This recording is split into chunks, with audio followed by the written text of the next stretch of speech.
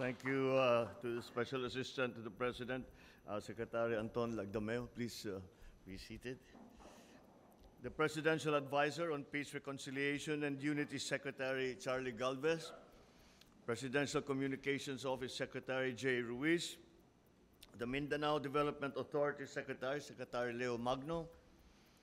BARM Interim Chief Minister Abdul Rauf Makakua. The Province of Maguindanao del Norte Officer in Charge Governor Sharfudon Tukaw, P. Mastura, and other provincial governors present here today. The Municipality of Datuodin Sinswat, Mayor Lester Sinswat, and other municipal mayors that are here today. National Amnesty Commission Chairperson Attorney Leia Tandora Armamento. The West Mindanao Commander Lieutenant General Antonio Nafarrete. 6th Infantry Division Commander Major General Donald Gumiran. Moro National Liberation Front Chairman Muslimin G. Sema. Moro National Liberation Front Vice Chairman Abdul Karim Tan Miswari. Fellow workers in government, other distinguished guests, ladies and gentlemen, Assalamualaikum. Marami na po tayong pinagdaanan bilang isang bansa. Sa mahabang kasaysayan ng ating bayan, ilang beses na rin tayong nakipaglaban sa mga dayuhang mananakop.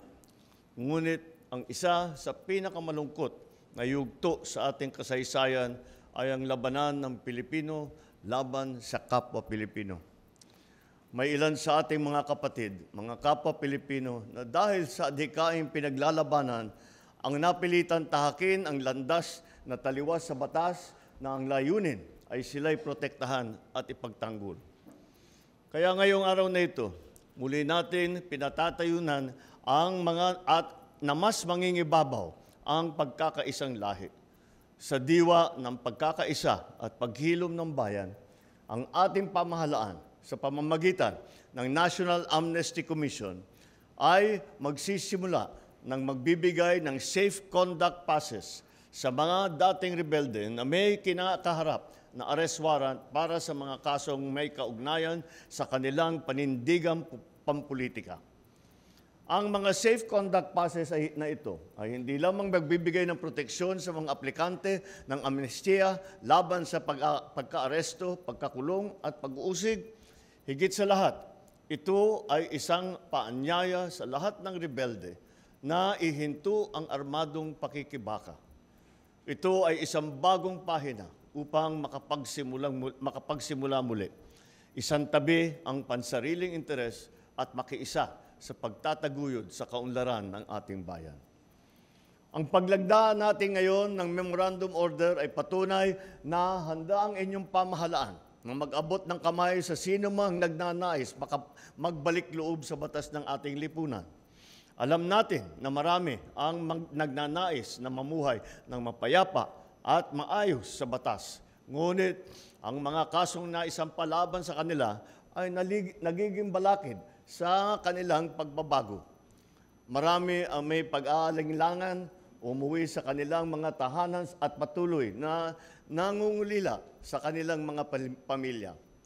Ngayong araw na ito, nais kong iparating sa inyo, bukas po ang aming pinto. Kung taus-puso ang inyong pagbabago, handa ang pamahalaan na makinig, umalalay at sumuporta sa inyong pagbabalik loob. Makakaasa kayo na handa ang National Amnesty Commission na gabayan kayo ng naaayon sa batas at alinsunod sa prosesong makatarungan. Ang isang matatag na bansa ay lumalaban ng may katwiran para sa kapayapaan.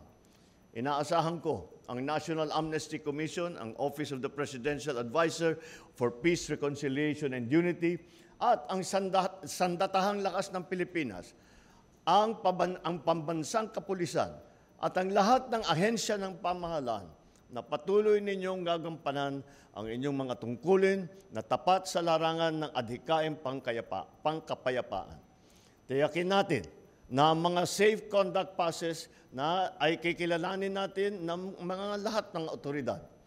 Magsilbi sana tayong tulay sa pagkamit ng kapayapaan at pagpapalakas ng bansa sa pamamagitan ng paghikayat at pag-aalay sa dating mga rebelde nagnanais maging produktibong bahagi ng ating lipunan. Ating itinataguyod ang isang bagong Pilipinas, kung saan ang bawat mamamayan ay namumuhay ng walang takot at may dangal. Ito ang ating pangarap para sa bawat Pilipino. Kaya ang panawagan ko ay gagampanan natin ang ating tungkulin sa bansa. Tulong-tulong tayong itaguyod ang isang bayang nagkakaisa at nagtutulungan sa pag-angat ng bawat Pilipino. Nawat isabuhay natin ang diwa ng pagiging bagong Pilipino. Disiplinado, mahusay, at may pagmamahal sa bayan. Piliin natin ang tamang patungo sa isang mapayapa at maunlad na kinabukasan para sa ating mga anak at sa buong sambayan ng Pilipino. Maraming salamat at mabuhay ang bagong Pilipinas.